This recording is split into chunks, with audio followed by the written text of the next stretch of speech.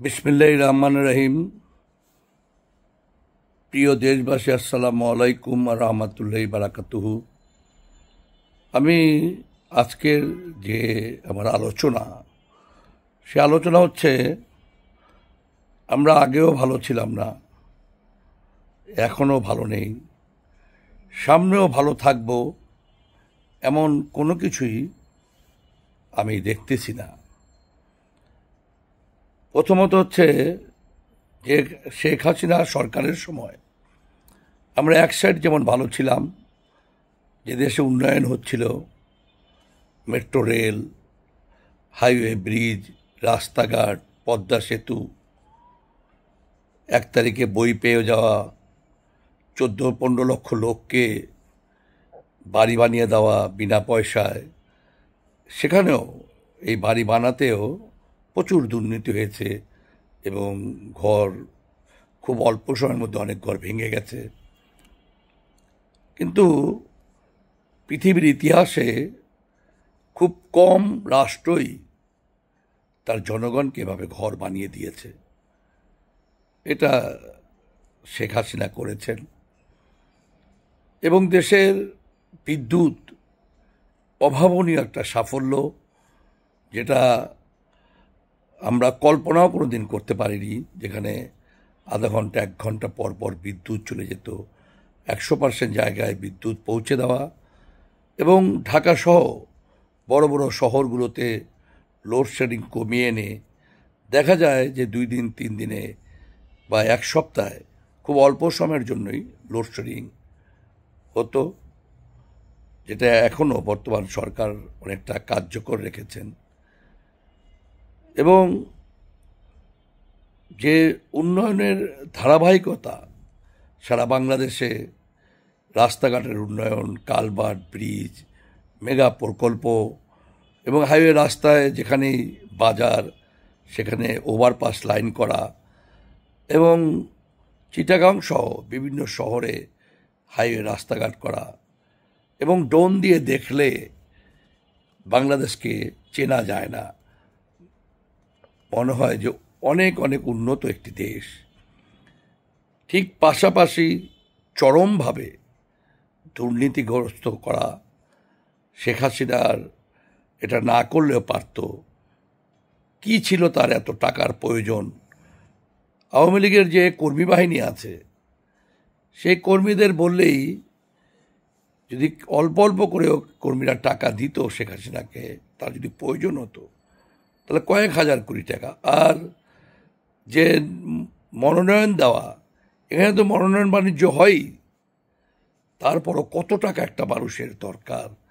যেভাবে দেশটাকে লুটপাট করা, এটা আসলেই সহ্য করার মতো নয়।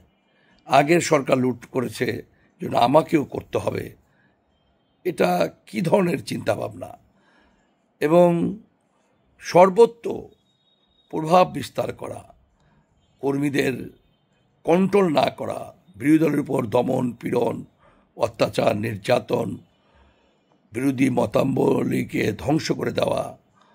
টকশোগুলোতে গেলে সব আওয়ামী লীগার না, অনেক অনেক আওয়ামী লীগারকে আমি দেখেছি মারার জন্য উত্তপ্ত হয়ে উঠত।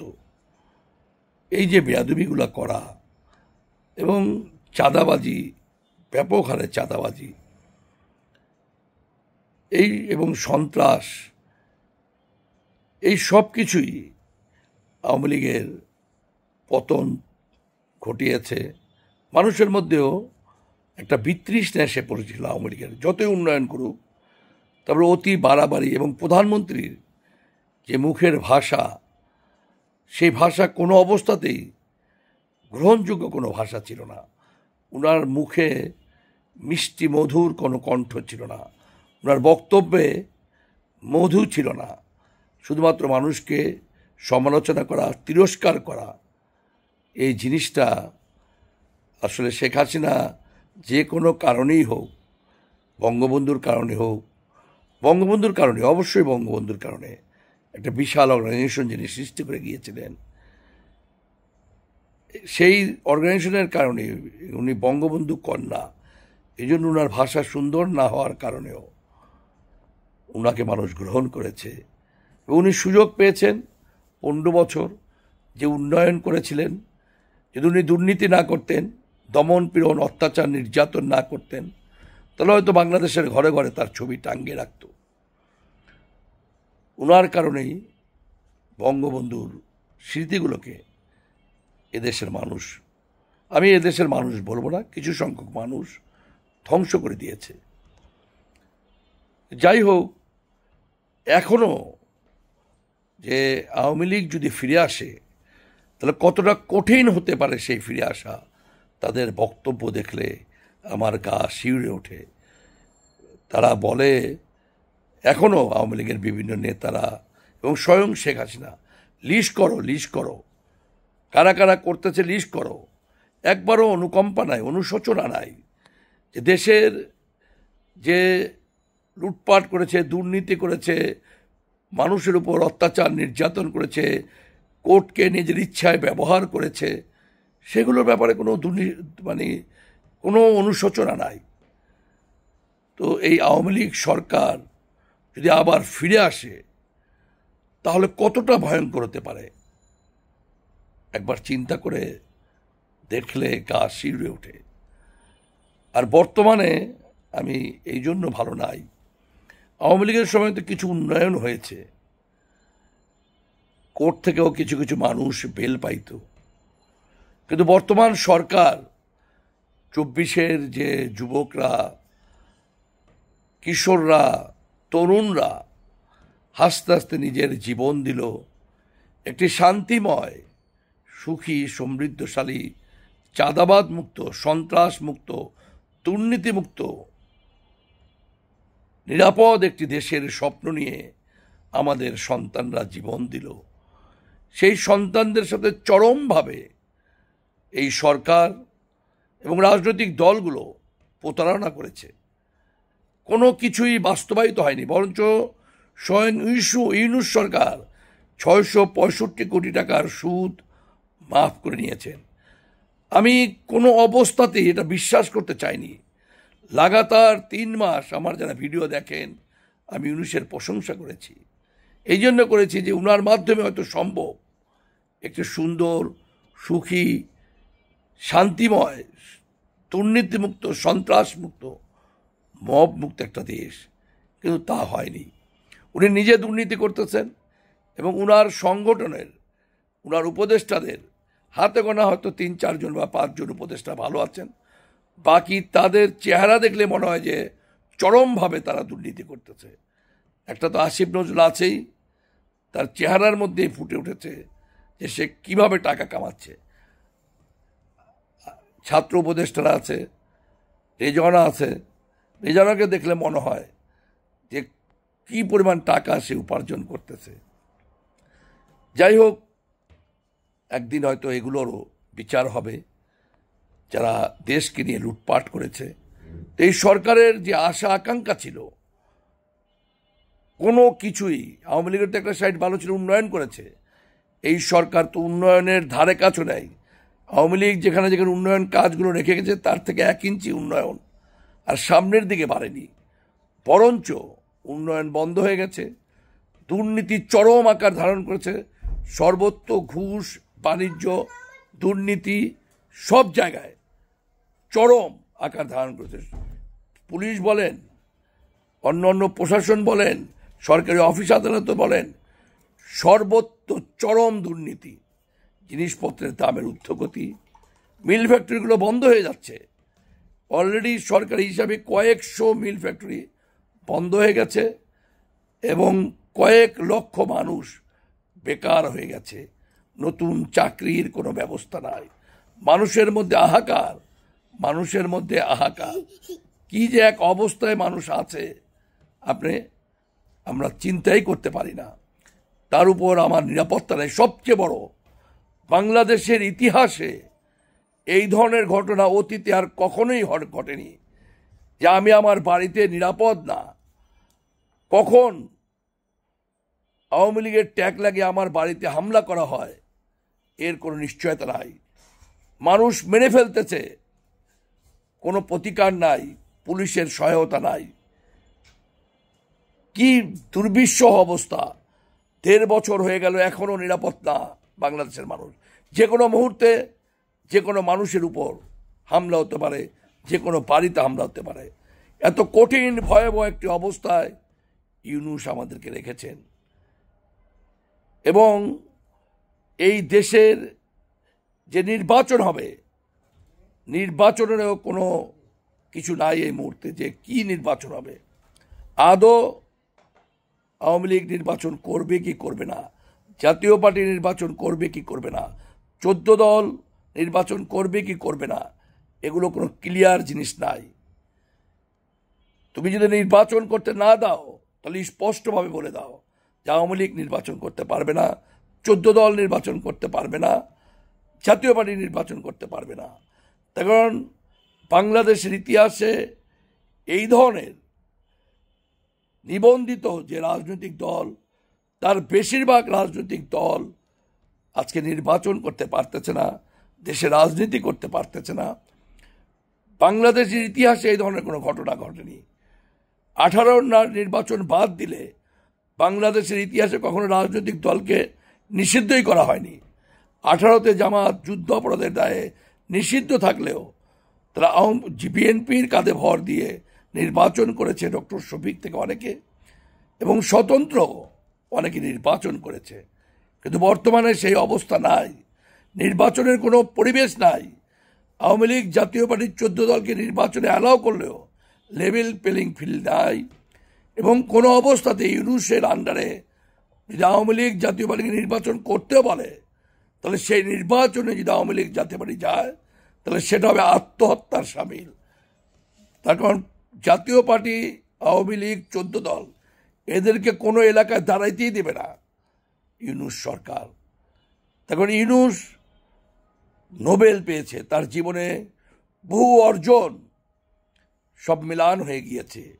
তার ক্ষমতার লোভ, 1.5 বছরের শাসন ব্যবস্থা, বাংলাদেশের ইতিহাসে ইউনূস সাহেব হচ্ছে সবচাইতে ঘৃণিত একজন মানুষ এখন। কারণ বাংলাদেশের মানুষের নার্ভিস শ্বাস উঠে গেছে। এইভাবে না খেয়ে থাকা যায়, না খেয়ে থাকা যায়, কিন্তু অনিরাপদ থাকা যায় না। আমি ঘর থেকে বেরিয়ে যে আমার উপরে হামলা হবে না, আওয়ামী লীগের ট্যাগ লাগানো হবে না, জাতীয় পার্টির অফিস কতবার হামলা হয়েছে, জাতীয় পার্টির নেতাকর্মীদের বাড়িতে কতবার হামলা হয়েছে, হিসাব নাই। জিএম কাদের পার্টির চেয়ারম্যান, তার বাড়িতে কতবার হামলা হয়েছে, হিসাব নাই।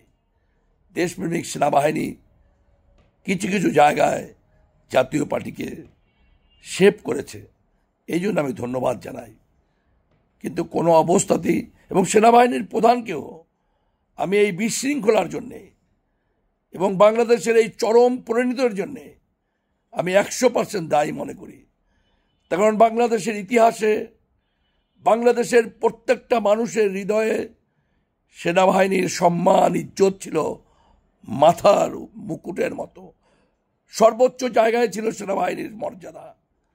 সেনাবাহিনীকে এদেশের মানুষ নিজের জীবনের থেকে বেশি ভালোবাসত, নিজের সংসারের আপনজন মনে করত সেনাবাহিনীকে। সেই সেনাবাহিনীকে বর্তমান সেনাবাহিনী প্রধান মান, ইজ্জত, সম্মান সব ধ্বংস করে দিয়েছে।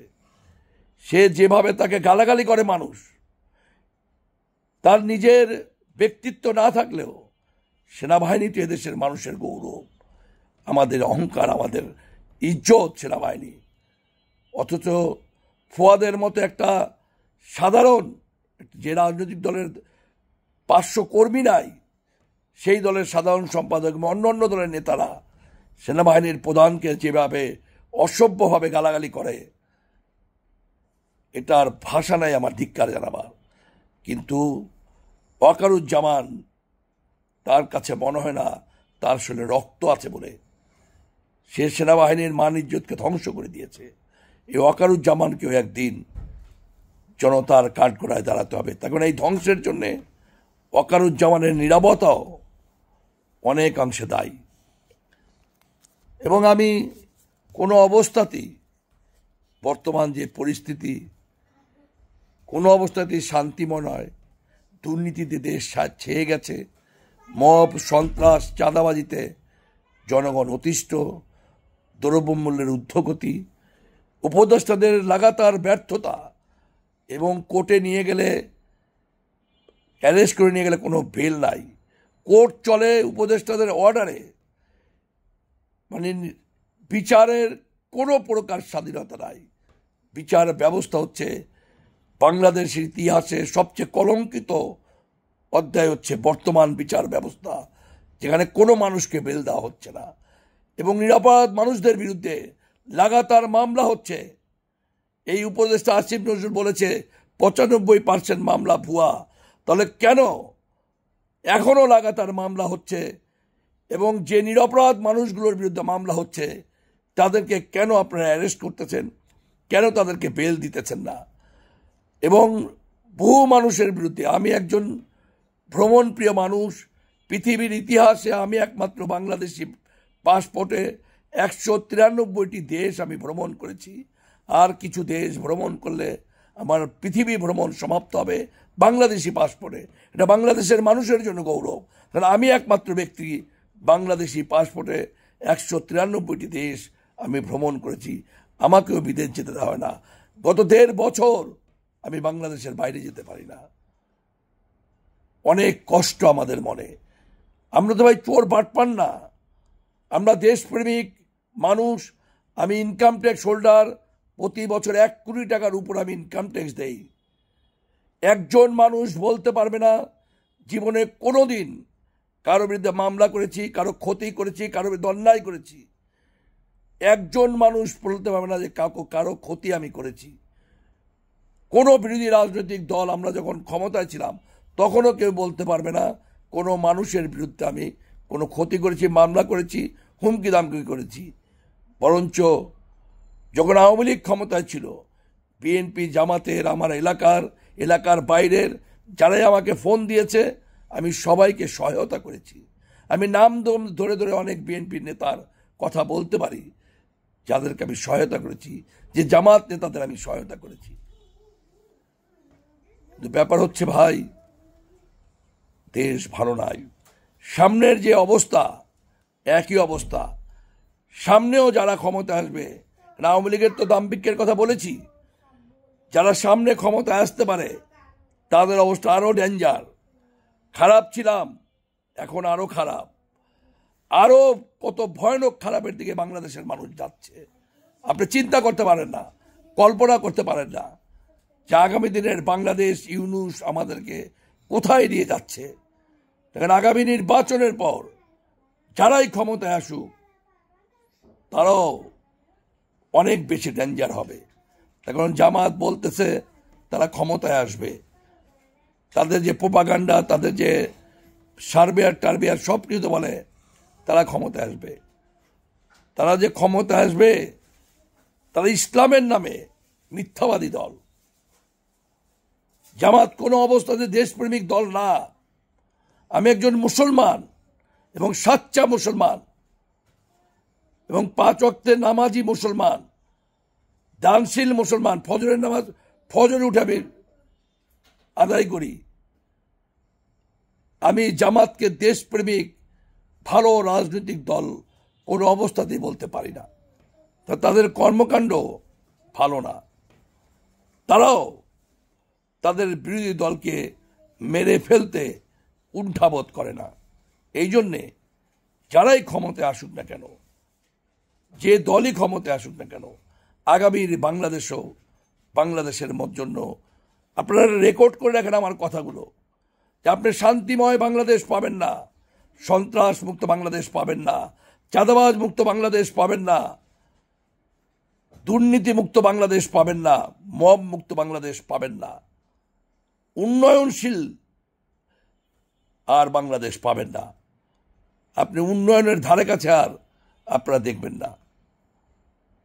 যা উন্নয়ন হয়েছে হয়ে গেছে। যে উন্নয়নগুলো অসমাপ্ত আছে, যারা ক্ষমতা আসবে তারা এটা সমাপ্ত করতে পারবে না। খারাপের দিকে যাচ্ছে বাংলাদেশ। আমাদের ভাগ্য আরো খারাপ হবে। দেশপ্রেমিক জনগণ সাবধান হন, এখনো সময় আছে। আপনাদের আবার রাস্তায় নামতে হবে, আবার ঐক্যবদ্ধ হতে হবে, দল মতের ঊর্ধ্বে উঠতে হবে 24-এর গণজাগরণ যেমন কিছু সূর্য সন্তানের মাধ্যমে আমরা পেয়েছিলাম, যেটার সফলতা আমরা পাইনি। ইউনূস সাহেবের মতো একজন লোভী মানুষের কারণে আমাদের এই সংগ্রাম ব্যর্থ হয়েছে। কিন্তু আবার আমাদের দেশের জন্যে, আমাদের ভবিষ্যৎ বংশধরদের জন্যে আবার আমাদের রাস্তায় নামতে হবে। আপনারা ভালো থাকবেন। আসসালামু আলাইকুম রহমতুল্লাহি বারাকাতুহু।